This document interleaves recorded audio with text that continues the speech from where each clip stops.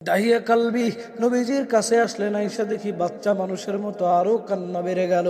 আমার নবীজি ডাক দিয়ে বলে, কেন কান্দো? দাহিয়া কালবি নবীজির দিকে তাকাইলেন, চলচল করে তাকাইয়া তাকাইয়া নবীকে ডাক দিয়ে বলেন, ও নবীজি, আমি আমার এই কষ্টের কথা আপনারে কেমনে বলবো নবী গো, আমি আমার এই দুঃখের কথা আপনারে কেমন করে বলবো নবী গো। নবীজি বলল, ও দাহিয়া, কোনো সমস্যা নাই, তুমি বলতে পারো কি কথা, কি মনে পড়ে তুমি এত কান্দো? দাহিয়া কালবি সাহাবী ডাক দিয়ে বললেন, ও হুজুর, ও নবীজি, আমি এমন একটা সময় দুনিয়াতে আসলাম, আমি যখন আমার বাল্যকাল শেষ করে বড় হয়ে গেলাম, কর্মজীবনে ঢুকে বললাম, আমি যখন বিয়ে শাদী করে ফেললাম, ও নবীজি, আমি এমন একটা জাহিলিয়াতের সময় বিবাহ করলাম, আর এমন একটা জাহিলিয়াতের সময় আমার একখান বাচ্চা হইল, ফুটফুটে কন্যা সন্তান হইল গো নবীজি।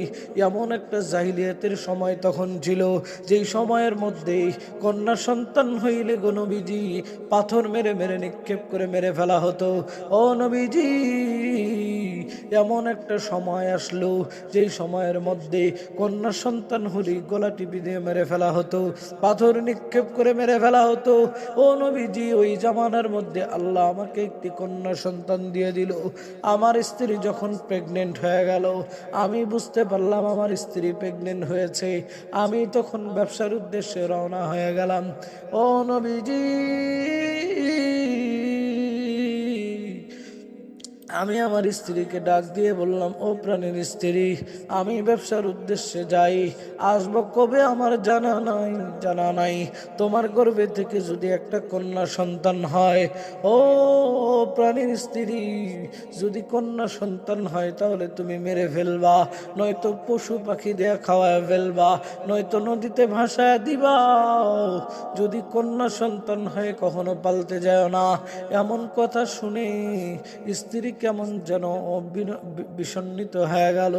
স্বামীর কথায় হ্যাঁ সাথে হ্যাঁ মিলালেন, দাইয়া কালবি সাহাবী চলে গেলেন ব্যবসার উদ্দেশ্যে। আরে বাবাজি, এমত অবস্থায় একদিন যায়, 2 দিন যায়, 3 দিন যায়, এইভাবে যেতে যেতে 4-5টা বছর চলে গেল। তার স্ত্রীর গর্ভে থেকে একটি ফুটফুটে কন্যা সন্তান জন্ম নিল। তার স্ত্রী কন্যা সন্তানের নাম দিয়ে দিলেন জামিলা। জামিলা শব্দের অর্থ হলো সুন্দরী। সুন্দরী একটা কন্যা হলো তার গর্ভে। আরে বাবাজি, যখন কন্যার বয়স 6 থেকে 5 বছর, এমত অবস্থায় দাহিয়া কালবি সাহাবী তার বাণিজ্য শেষ করে আসলেন। আসার পরে বাসায় আসলেন, আসার পরে একটা রুমে বসে বিশ্রাম নিলেন। আর একটা 2টা রুম যেহেতু ছিল, আর একটা রুমে দাহিয়া কালবি সাহাবীকে কোনোভাবে যাইতে দিতে চায় না তার স্ত্রী। আরে বন্ধুরে, এমত অবস্থায় দাহিয়া কালবি সাহাবী যখন কৌশলে ঢুকলেন, ঢুকে দেখে আমার ঘরে কেমন যেন একটা চাঁদের টুকরা দেখা যায়, কত সুন্দর একটা কন্যা সন্তান কেমন করে যেন ঘুমায়।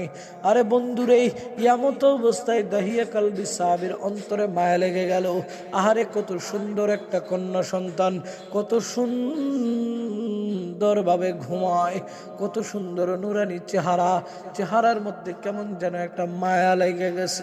হঠাৎ করে কন্যাটা ঘুম থেকে উঠা ডাক দিয়ে বারবার বারবার বার করে বলে, ও তুমি কি আমার বাবা নেই? তুমি কি আমার সেই বাবা যারে আমি আজ 6টা বছর যাবৎ কখনো দেখি নাই? ও বাবা, তুমি কেমন করে এত স্বার্থপর হইলা গো বাবা? 6টা বছর হয়ে গেল বাবা, তোমার আমি দেখি নাই, তোমার আদর পাই নাই। এমত অবস্থায় বাচ্চা বাবার কোলে উঠে বলল, দাহিয়া কালবি সাহাবী নবীর সামনে বলে আর কান্দে। নবীকে রাখতে পারে, হুজুর, এমন তো অবস্থায় আমি আমার কন্যাকে কোলে নিলাম, কত সুন্দর আমার বাবা বাবা বইলা ডাকে, দেখলাম গো নবীজি আমার বাবা বাবা ডাকে, কত সুন্দর। আমার স্ত্রীও খুশি।